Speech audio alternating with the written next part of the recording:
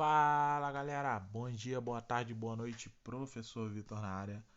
Quero saber primeiramente como vocês estão, se vocês estão bem, se vocês estão legal.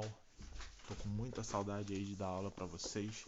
Espero que em breve nós possamos estar juntos, da forma que der, né? Mas que a gente possa estar junto. Esse vírus aí parar de atrapalhar a gente ajuda, né? Comenta aí embaixo, Chocoronga, e fala pra mim como é que vocês estão, se vocês estão entendendo, se vocês estão com alguma dúvida, né? Qualquer coisa é só falar. Bom, nas últimas aulas a gente começou aí o estudo do reino Animalia. A gente falou sobre as esponjas, né? E sobre o filo Quinidária. Agora a gente vai começar a falar dos vermes, que são os plateumintos. A aula de hoje vai ser sobre os plateumintos. É o começo do capítulo 10. Vou convidar vocês a abrir aí o livro na página 103, pegar lápis, papel na mão e vamos lá que tem ciência. Então, olha só. É... Quem são esses caras? Quem são os plateumintos, né? Os plateumintos, eles são vermes achatados, né? O nome deles vem do grego, que já indica isso. Entre as 20 mil espécies conhecidas desses vermes, muitas vivem em ambientes aquáticos, mas também podem ser encontradas em lugares apenas úmidos.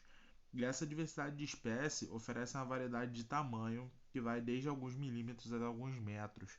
Para vocês terem uma ideia, o maior plateuminto ele tem 20 metros. 20 metros é muito grande, né? Cada qual com atributos, formas e ciclos de vidas diferentes. A gente hoje vai falar um pouquinho sobre alguns deles, né? Do ponto de vista evolutivo, esses plateumintos eles foram os primeiros animais a apresentar, por exemplo, simetria bilateral. O que é simetria bilateral? Se você faz um corte no centro do corpo desse animal, os dois lados são iguais, igual a gente, por exemplo. Se você faz isso na esponja, não tem como, nem no quinidário. A gente chama de simetria radial, né? Ainda assim, algumas espécies possuem apenas um orifício. Eles não têm o sistema digestório completo ainda, né? A gente reparou que lá em Quinidária, a gente começou a ter um sistema digestório com a boca, mas era incompleto, né? Aqui é a mesma coisa. Não tem dois orifícios. Ele defeca e se alimenta pelo mesmo orifício, pela boca, né? Então, tem também aqueles que não possuem sistema digestório, né? Mas se alimentam absorvendo nutrientes através da pele, como é o caso das solitárias. Agora a gente vai começar a falar das planárias, né? Não sei se você já viu uma planária ou não, muito possivelmente não, né? Porque ela vive muito distante de nós, mas eles se alimentam de moluscos e decompõem animais maiores, né? Pera aí. Então eles têm apenas 1,5 cm em média, né? E eles possuem um par de olhos grandes e dóceis. É engraçado os olhos deles. Não são olhos propriamente disso, são ocelos, né? Não sei se tá dando pra vocês verem legal, mas qualquer coisa vocês pegam no livro aí. Mas é mais ou menos assim os olhos dele, os ocelos, né? Não chega a ser o olho, né, diretamente. É. Então, esses são os órgãos de sentidos dele, né? São os primeiros órgãos de sentidos. Aqui tem uma imagem deles, ó. Eles têm um cérebro, né? Que é a parte de cefalização deles. Tem os ocelos, né? Tem ali ó, o lóbulo sensorial, o nervo ventrolateral, o intestino, a faringe e a boca, né? É... Bom, já falei sobre o sistema digestório deles, né? Não muda muita coisa. A única coisa assim de diferente do sistema digestório deles é que essa faringe deles ela vai para fora e suga o alimento, é assim que eles se alimentam, né? A reprodução pode ser assexuada ou sexuada. Na sexuada a gente tem esse ciclo aqui, ó. Tem esses órgãos aqui, tem os ovários, os testículos, são hermafroditas, né? O ducto espermático, o oviduto, a bolsa copuladora, a vagina, né? O poro genital, o átrio genital, o pênis. E aí depende de qual papel cada um vai desempenhar nesse momento. Na forma assexuada, as partes do corpo de uma planária dão origem a um novo ser. A grosso modo, é como se cada célula desse animal tivesse a capacidade de desenvolver e construir um organismo completo, né? Então tem alta capacidade, né, de reprodução assexuada. Agora, é basicamente isso que a gente tem para falar sobre as planárias, né? Agora a gente vai começar a falar das tênias. Tênia é outro plateuminto muito importante e muito conhecido, né? Ó, as tênias, elas são vermes parasitas em forma de fita. Eles são muito mais finos. Aqui a gente tem uma imagem legal de uma tênia aí, ó. Eles são muito mais finos que as planárias, né? Eles podem medir até 12 metros de comprimento e também são conhecidos como solitárias, pois na maioria das vezes o portador traz apenas um verme adulto na espécie humana. Esses vermes eles podem causar doenças como a teníase e a cisticercose. Gente, esses vermes eles são parasitas, né? O que é uma relação de parasitismo? A relação onde um ser vai viver, vai depender metabolicamente do outro, ou seja, esses seres eles não completam seu ciclo de vida sem a presença de outro ser desses, né? Então, por exemplo, a tênia ela não completa o seu ciclo de vida sem um ser humano, né? Ela precisa do ser humano para completar o seu ciclo de vida. O corpo da tênia vai ser dividido em cabeça, pescoço e corpo, né? Que é dividido em segmentos chamados de proglotes. Dependendo do tipo de tênia, a forma da cabeça varia de acordo com a localização das ventosas, mas isso é detalhe, né? Aí a gente tem a imagem legalzinha de uma tênia, né? O corpo dela sendo dividido e tudo mais. Aqui do lado a gente tem o ciclo de vida dessa tênia, né? Como é que vai funcionar?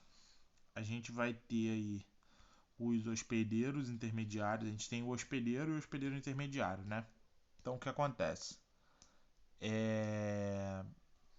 O cisticerco, né? O ovo, né? Mais ou menos. Ele é ingerido pelo animal. No caso são duas tênias, né? A tênia solium e a tênia saginata, né? Uma vai infectar o boi e a outra vai infectar o porco. E aí esses animais eles ingerem esses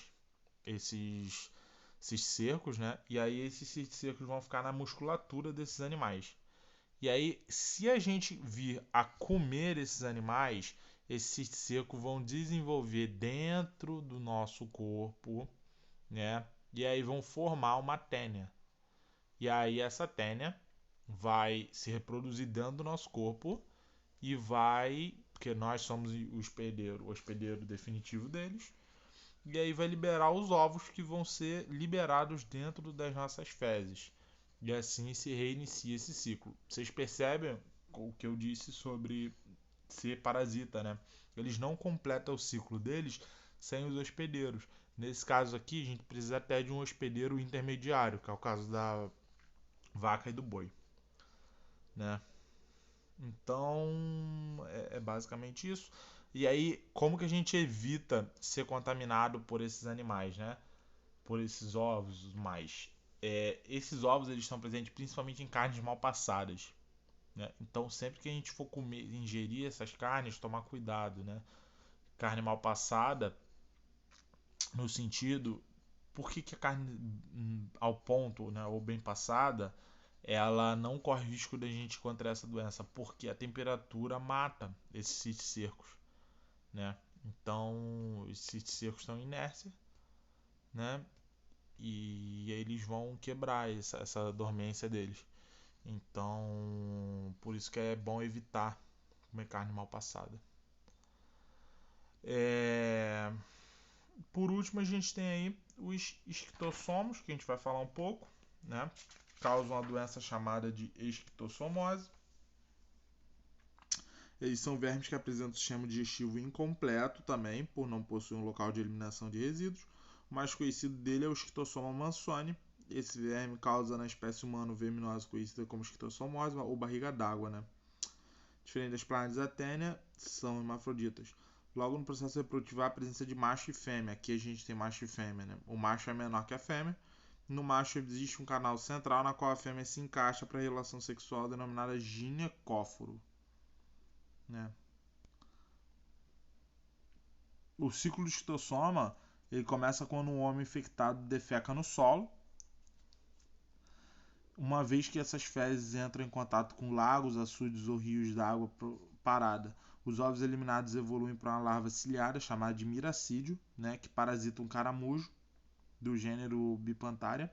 Após certo tempo, a larva atinge a segunda fase e passa a se chamar de cercária, né, que em contato com a pele humana penetra até os vasos sanguíneos e através da corrente sanguínea atinge o fígado. E aí o ciclo recomeça.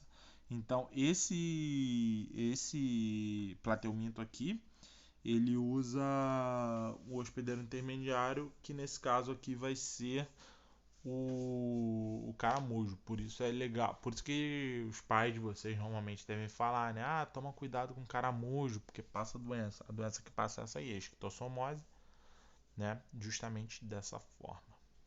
Então, galera, por hoje é isso. A gente falou bastante aí de plateumintos. E semana que vem a gente começa a falar mais dos neumateumintos. Fiquem bem, fiquem com Deus, tá? A gente vai passar, vai vencer essa doença. Qualquer coisa é só comentar aí embaixo. Valeu!